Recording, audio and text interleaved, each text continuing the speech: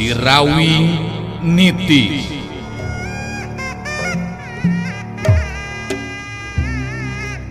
Sorot Panon Rasanti alias Munarsi, sakapeung galak gular giler, galak mataksieun anu borangan, sakapeung deui ciga anu melong kosong, arang ngiceup seperti jalma biasa, kitu nate lantaran aya dina pangaruhna Nini Karimun Sakti.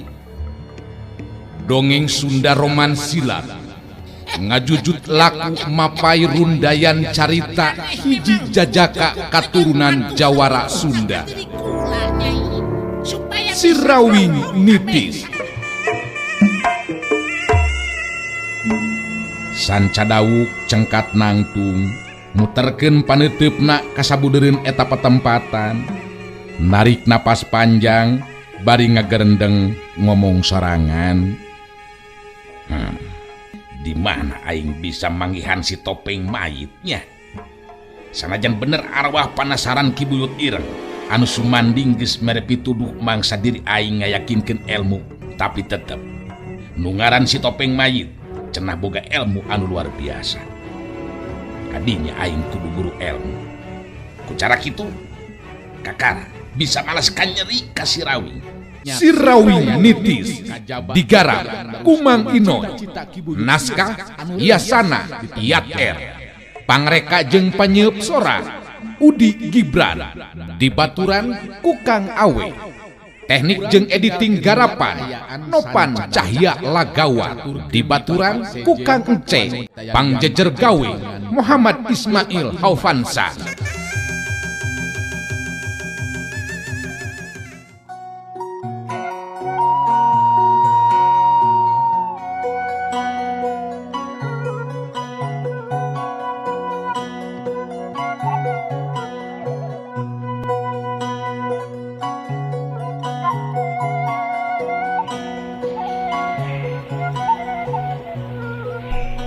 Jaka Sinangling jadi betaheun mandi bari jeung ngaruruan daki, kekecebekan bari jeung sakapeung diuk dina luhur batu gede. Sanggeusna ngarasa cukup mandi, Jaka Sinangling hanjat ka darat terus dibaju deui sarta indit muru ka tempatna kirana ngadagoan leureuh. Kaget anu lain dikieuna Jaka Sinangling harita, sabab tetela kirana geus eueuh di tempatna. Jaka Sinangling luak lieu. Neneangan kirana bisi pindah tempat atawa nyelang keur init heula. Nah ka mananya kirana teh? Keur init heula kitu, tapi init ka mana? Keun dek di dagoan we. Dek di dagoan sakedeung mah di dieu. Ku Jaka Sinangling di dagoan heula. Tapi sanggeusna rada lila, di dagoan kirana eueuh wae datang, Jaka Sinangling mimiti ngarasa curiga ku kaayaan kirana anu saperti kitu.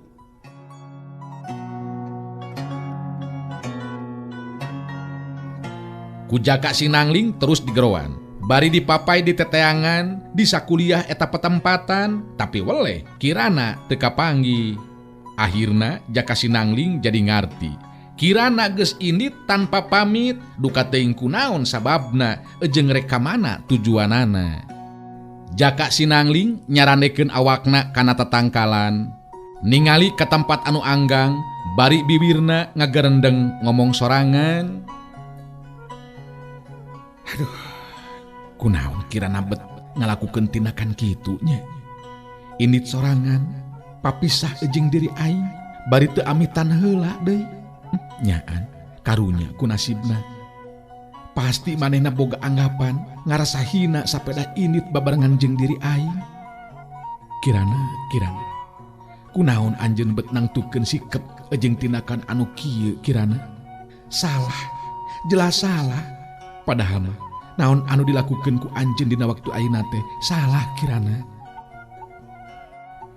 Jaka Sinangling dina waktu harita sakapeung gogodeg sorangan, hatena hanjelu anu lain dikieuna, sabab kirana geus nangtukeun sikep jeung tindakanana anu tanpa badami jeung dirina.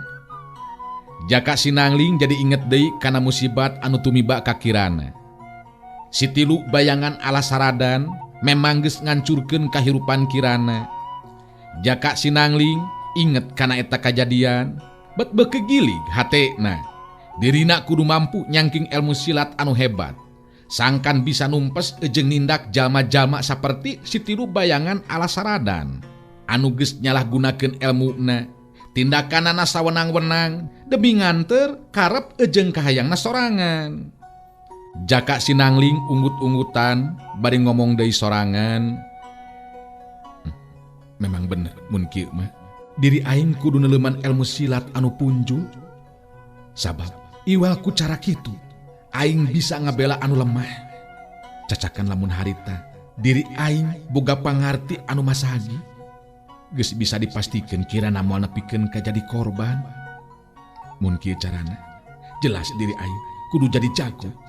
Jalma-jalma saperti tilu bayangan ala Saradan bisa ditumpes upama ilmu silat aing geus dina tataran anu luhur.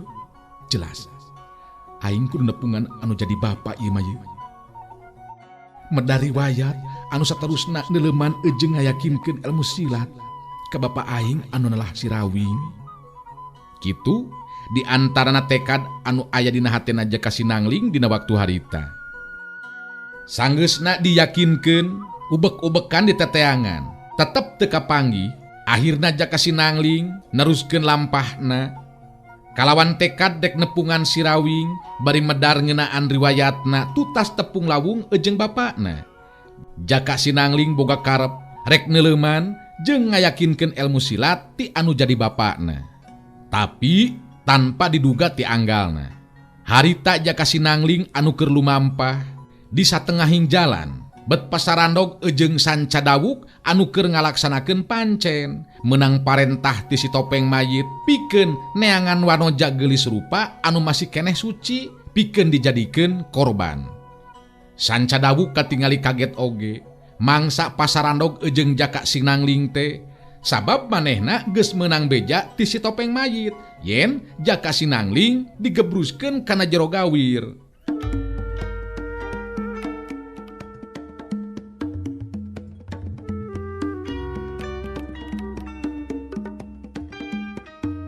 Sanca Dawuk ejeng Jaka Sinangling pada ngareureunkeun lengka sukuna.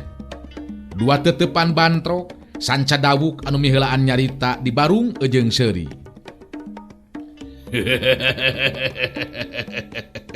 Lamun dewek teu salah tingali si laing teh, oh Jaka Sinangling teh nyalin. Bener maneh teh si Jaka Sinangling nya? Nya bener. Kuring Jaka Sinangling. Ari anjeun saha kitu? Jaka Sinangling kerung bangun anu pohoeun ka Sanca Dawuk. Dewek anu katelah Sanca Dawuk teh euy. Piraku ilaing poho deui ka dewek. Ngan aya nu mata kaget keur dewek. Sabab nurutkeun katerangan ti si Topeng Mayit, maneh geus digebruskeun kana jero gawir euy. Memang bener. Kuring geus digebruskeun kana jero gawir, tapi henteu tulus pae. Sabab aya anu nulungan. Nah geuningan bisa nyaho kasih Topeng Mayit. Si Topeng Mayit ayeuna geus lain jelema anu sejen keur diri dewek deuleu. Sabab si Topeng Mayit kawilang guru dewek nu sakaligus oge dunungan dewek. Si Topeng Mayit mere parentah ka dewek pikeun neangan korban nyaeta wanoja geulis anu masih keneh suci. Teu disangka dewek bakal panggih jeung ilaing di dieu euy Jaka Sinangling.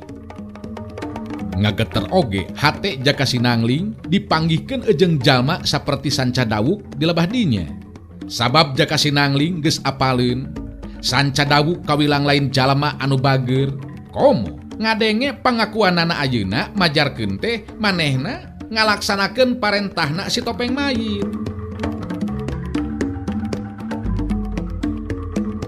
Ningali Jaka Sinangling ngahuleng. Sanca Dawuk kadenge dina waktu harita nyarita deui. Dengekeun ku ilaing sia Sinangling. Lantaran urang ayeuna dipanggihkeun di dieu sarta ilaing tetela masih keneh hirup aya di kieuna. Dewek salaku muridna si Topeng Mayit. Sakuduna ayeuna ngalakukeun tindakan. Jaka Sinangling rada mundur ka tukang salengkah bari kerung neuteup ka Sanca Dawuk terus nyarita. Jadi maksud anjeun rek naon Sanca Dawuk? di antara urang eueuh pasoalan naon-naon pan. Eueuh pasoalan naon-naon. Kumaha ari ilaing jaka sinangling? Dewek ngarasa boga kewajiban pikeun merenan jiwa ilaing euy. Sabab si topeng mayit guru dewek tetela gagal henteu bisa namatkeun riwayat hirup si laing sia. Nu matak dewek boga kewajiban pikeun merenan nyawa manusia dina waktu ayeuna. Ku si topeng mayit maneh masih keneh bisa salamet, tapi ku dewek ayeuna eueuh istilah kudu salamet deui sia. Saya ka diri sia pikeun binasa ku leungeun dewek dina waktu ayeuna. Jaka Sinangling narik napas panjang. Naon anu disalempangkeun ku dirina mangsa tadi mimiti tepung tetela ayeuna jadi kanyataan. Tapi Jaka Sinangling henteu nyerah kitu bae. Manehna ayeuna geus boga bekal ilmu silat ti kirana kahudang kawanina Jaka Sinangling dina waktu harita.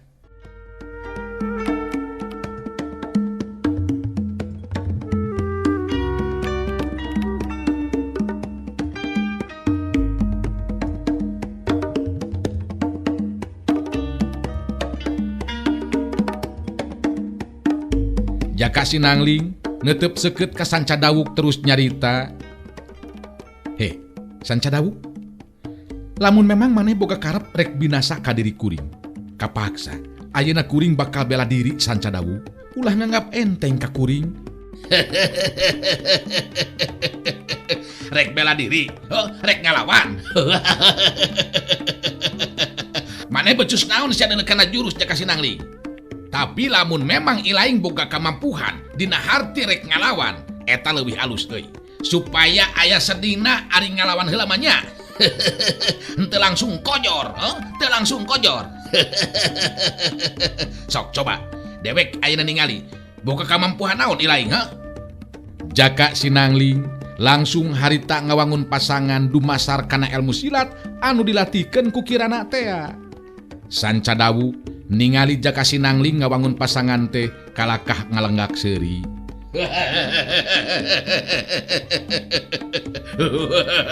Hebat, bener-bener hebat ilaing Jaka Sinangling. Dewek teu nyangka sacongo buuk euy, si laing tetela bisa kana jurus geuningan ayeuna mah. Sok coba geura maju, tarajang dewek ye, tarajang dewek Sinangling. Jaka Sinangling anu geus kahudang kawanina harita geus teu ngalobakeun deui carita, ngagajel luncat nyebrut narajang ka Sanca Dawuk. Tapi tangtu be eueuh hartina panarajang Jaka Sinangling saperti kitu pikeun Sanca Dawuk anu geus nyangking sapenuhna ilmu Ki Buyut Ireng.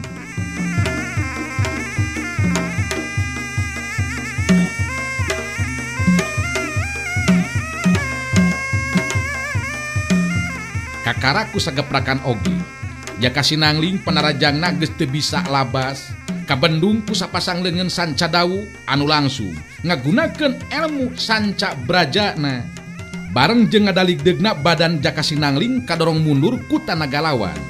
Harita Sanca Dawuk ngasupkeun panarajangna, dadak kenca katuhu Jaka Sinangling ditotog ku leungeun Sanca Dawuk kenca katuhu. Sapuk siut plak dak geduk des cedak des.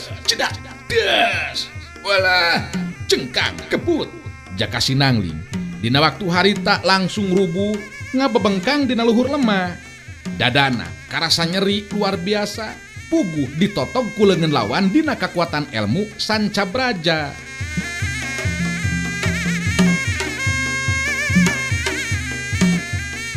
Ningali kaayaan Jaka Sinangling geus rubuh ngabebengkang saperti kitu, Sanca Dawuk ngalenggak deui seuri bade terus nyarita.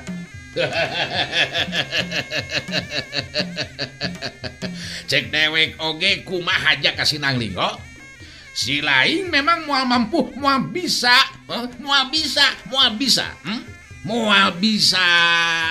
Sanajan nepikeun kang ngagunakeun pangarti sakumaha hebatna oge, leuwih hade ayeuna mah. Si laing jadi tabib deui euy. Ngan jadi tabibna di akhirat. Jaka Sinangling ngarahuh jero hatena pasrah kana nasib anu bakal tumiba ka dirina. Sedangkan Sanca Dawuk memang manehna geus gili pikeun namatkeun riwayat hirupna Jaka Sinangling. Ayeuna leuwih hade papatkeun jampe kojor deuleu sia maneh Jaka Sinangling. Sabab dina poe ieu mangrupa waktu anu panungtungan pikeun Ilaing. Moal bisa ningali deui panon poe dina poe-poe isukan jeung saterusna. Leuwih hade tarimakeun nasib anu bakal tumiba ka diri Ilaing sia.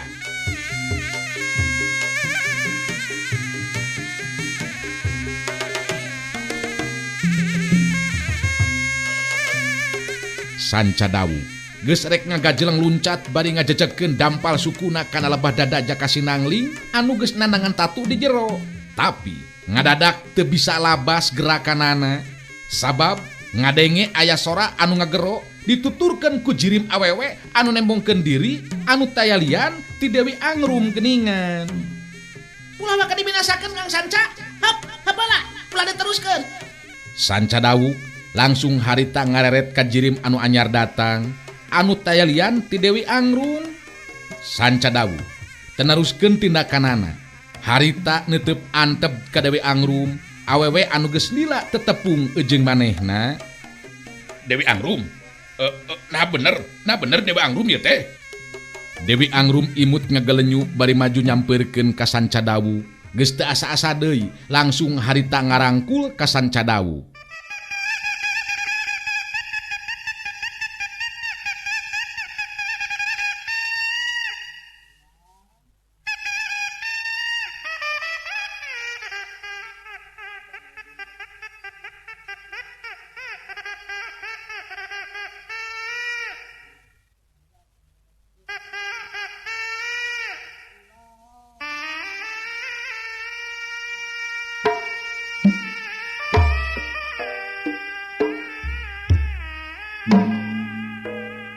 Dua jirim silih rangkul. Dewi Angrum teu beda ti kabuah hatena bae geus teu tumarungpang jeung karago nyiuman kana pipina Sanca Dawuk. Kang Sanca, tahun-tahun urang tetepung Kang. Ayeuna Kang Sanca betambi gagah. Tambi gagah geuningan katingalina ku diri abdi. Bunga sareng bagja keur diri abdi. Margi tepang di sareng akang. Dewi, akang cukup lila neneangan. Akang cukup lila nyidem rasa kasono lantaran hayang tepung jeung anu dipika cinta ku diri akang. Tapi kakara diparangkeun ayeuna ye urang bisa tepung bagja anu lain dikieuna keur diri akang. Dewi, Jaka Sinangling anu ningali kana eta adegan tadi nama hayang ngamangpaatkeun kaayaan. Maksudna rek ngoneal hudang bari terus kabur ngalaloskeun diri ninggalkeun eta petempatan. Tapi ngan ukur samet kahayang. Sabab dina mangsana rek ngoneal hudang dadana karasa nyeri ngajenghak. Ngajadikeun Jaka Sinangling sumengir nahan ka nyeri. Sanca Dawuk jeung Dewi Angrum lalaunan pada ngalepaskeun rangkulanana. Sanca Dawuk ngareret deui ka lebah Jaka Sinangling kadenge Sanca Dawuk nyarita. akang rek merenan heula si Jaka Sinangling Dewi. Tapi kunaon bet kalakah di halangan geuningan? Padahal ieu jelema teh ku akang kudu dipaehan Dewi. Dewi Angrum narik napas panjang bari jeung maledogeun imutna ka Sanca Dawuk. Tenang heula Kang Sanca, tenang. Ulah kabur ku nafsu Kang. Tenang heula, ulah waka gurung gusu Kang.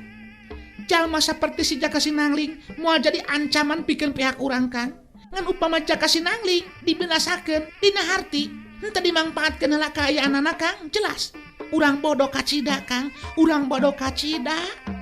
Sanca Dawuk kerung bari neuteup ka Dewi Angrum tetepan anu ngandung rasa kapanasaran. Sabab can ngarti kana maksud caritaan ti Dewi Angrum dina waktu harita. Kadenge harita Sanca Dawuk nyarita deui. Nah, rek dimangpaatkeun kumaha kitu Dewi? Coba jelaskeun ke akang. Terus terang akang can ngarti je maksud caritaan Dewi. Cik jelaskeun.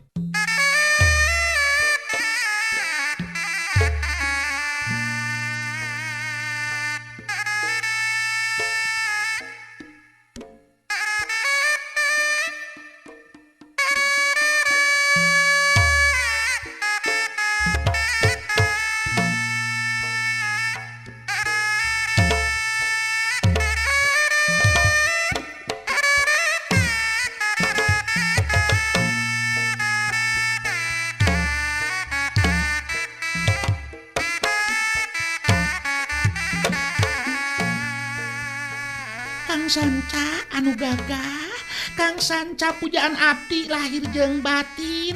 Kieu ya Jungjuna. Cukup lila abdi nyidik-nyidik kayaan si Jaka Sinangling. Akhirna abdi menang katerangan ti Mang Sade anu waktu keur aya di lembur kauluyaan ngabaturan Jaka Sinangling tetela. Si Jaka Sinangling jeung Ayu Manganti kawilang deket geuningan hubunganna teh Kang. Ayu Manganti. Terus kumaha maksud Dewi? Coba jelaskeun ka Akang. Kang Sanca, Junjunan abdi. Si Ayu Manganti terus terang geus ngabibirang eceung nyeri hate abdi Kang. Nu matak si Ayu Manganti teh keur abdi mah kawilang musuh satru kabuyutan anu kudu dibanasakeun. Tacan sudi rasaning ati upami Ayu Manganti tacan ajal ku leungeun abdi Kang. Ngadengi disebut ngaran Ayu Manganti, dianggap musuh ku Dewi Angrum. Harita Sanca Dawuk jadi inget deui kana amanatna si Topeng Mayit. Sangkan ulah kumawani ngaganggu kawanoja anu ngaran Ayu Manganti. Ningali Sanca Dawuk ngahuleng bangun anu bingung. Dewi Angrum gancang harita nyarita. Nah geuningan, bet kala Kang ngahuleng sapertos kitu Kang. Nah kunaon kitu? Bet bingung abdi nyebatkeun Ayu Manganti kudu dibinasa teh. Kunaon Kang? Sanca Dawuk narik napas panjang, bari terus ngomong deui lalaunan. Kieu yeuh, Dewi. Ku Akang memang acan dijelaskeun ngeunaan kumaha kaayaan Akang dina waktu ayeuna. Hade ayeuna ku Akang, leuwih teu heula bakal dijelaskeun. Sanca Dawuk akhirna ngajelaskeun ka Dewi Angrum yen dina waktu ayeuna manehna ngabdikeun diri ka si Topeng Mayit sekaligus jadi muridna. Malah disebutkeun ngeunaan ajeun wewesen si Topeng Mayit, bari terus oge dijelaskeun ngeunaan amanatna si Topeng Mayit, ngeunaan Ayu Manganti anu teu meunang diganggu. Kabehanana dijelaskeun ku Sanca Dawuk. Katingali Dewi Angrum ngabandungan kalawan Daria kana guaran caritaan ti Sanca Dawuk. Teu lila kadenge harita Sanca Dawuk mungkas guaranana. Tah kitu. Jelas nama Dewi. Jadi Akang teh terus terang we. Ari geus aya hubungan jeung si Ayu Manganti mah teu bisa naon-naon Akang teh sabab geus meunang amanat ti si Topeng Mayit, guru Akang anu oge sekaligus dunungan Akang. Dewi Angrum tetep tenang sikepna. Imut deui terus nyarita. Tenang Kang Sanca. Kang Sanca teu kedah bingung ku kaayaan anu tumiba atawa ayana amanat ti si Topeng Mayit. Sabab dina ieu hal anu ngalakukeun tindakan teh sanes Kang Sanca, tapi diri abdi Kang. Hartina jelas di luareun kalang Kang, ieu mah. Taya hubungan jeung Kang Sanca sabab abdi anu bakal ngalakukeun tindakanana. Ngan Kang Sanca kudu ngabantuan abdi dina ngalumpukeun si Ayu Manganti Kang. Waduh, berat. Berat oge lamun kitu mah keur Akangna atuh Dewi. Sabab Kang ngaranan ngabantu saperti kitu mah ngadung harti Akang oge tetep we kalibat meureunnan. Sanca Dawuk sikepna masih keneh teu bisa ngarojong kana karep jeung kahayang Dewi Angrum.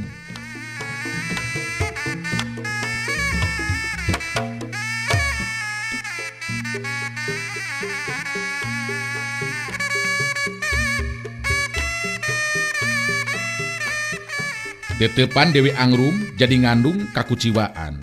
Harita kadenge Dewi Angrum nyarita deui lalaunan. Oh, jadi lamun kitu mah rentas atuh pangharepan abdi teh Kang Sanca. Boro tadi nama abdi teh tepung sareng Kang Sanca. Tumuhu harepan dina hate abdi, pikeun maleskan nyeri ka jalma-jalma anu jadi catatan dina hate jeung pikiran abdi Kang. Upami kieu mah abdi leuwih hade miang deui be. Pikeun neangan jalma anu sakirana bakal mampu ngabantu ka diri abdi. Kaeta jalma anu bisa ngabantu abdi bakal nyerahkeun jiwa sareng raga abdi sapinuhna Kang. Sanca Dawuk nyekelan leungeun Dewi Angrum bari terus nyarita deui. Keheula Dewi, keheula. Ulah waka init kemana-mana geulis. Pira aku urang tepung kudu papisah deui mah. Bet ku tega atuh ari kitu mah Dewi ka Akang. Bet Kang Sanca oge geuningan tega ka diri abdi. Buktina kalakan teu sanggup pikeun ngabantu ka diri abdi.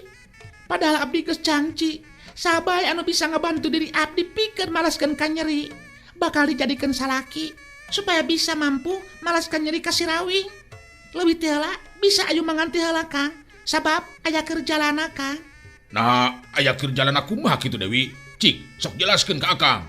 Kumaha maksud Dewi anu sabenerna? Lian teh eta Akang minta keterangan ti Dewi. Lamun teh mah bener Akang bisa ngabantu ka Dewi. Akang aya pamenta ye supaya Dewi ulah init deui ninggalkeun Akang. Kumaha lamun kitu? Sanggup Dewi?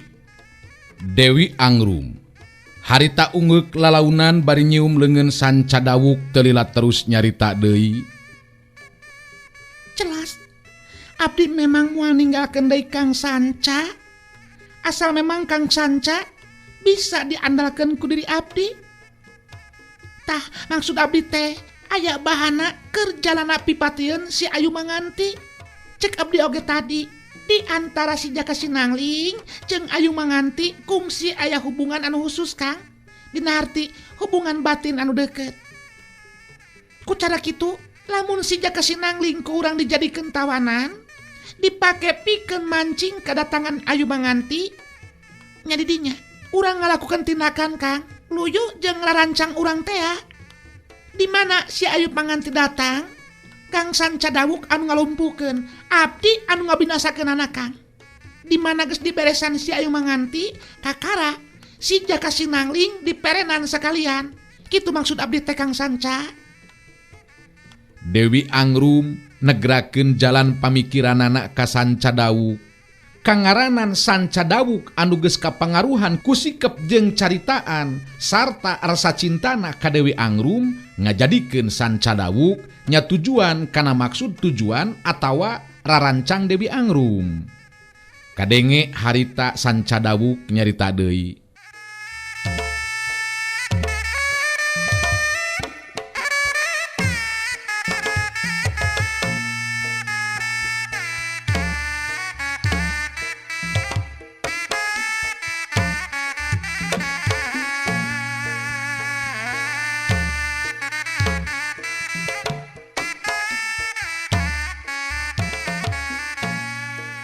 Akang ngarti pisan Dewi. Asal memang Dewi henteu ninggalkeun deui diri Akang. Mangka keur diri Akang mah geus moal make deui loba pikiran. Ku Akang bakal dibantu maksud jeung tujuan Dewi. Tapi jang ieu, Dewi ulah rek ninggalkeun diri Akang. Dewi Angrum maledogeun imutna bari jeung nyium pipina Sanca Dawuk telila nyarita deui.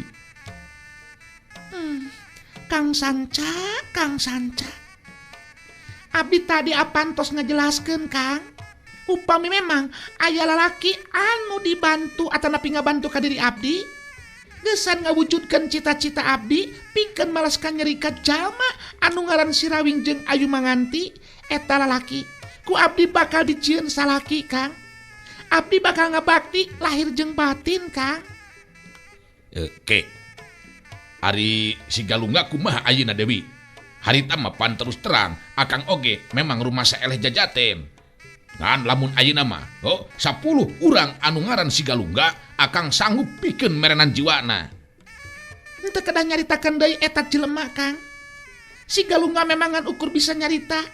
Dina buktina mah tetela tayana naonan Kang. Nu matak ku abdi ditinggalkeun satadina be sugantenya mampu mangmalaskeun ka nyeri ka Sirawing.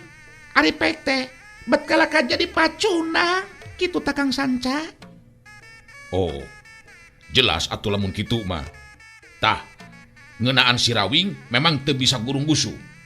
Ngan Akang ayeuna boga kayakinan di mana Akang geus meunang tambahan ilmu ti si Topeng Mayit anu ngaran Sirawing moal ayana naonan. Ilmu si Topeng Mayit cek Akang oge bener-bener hebat, luar biasa.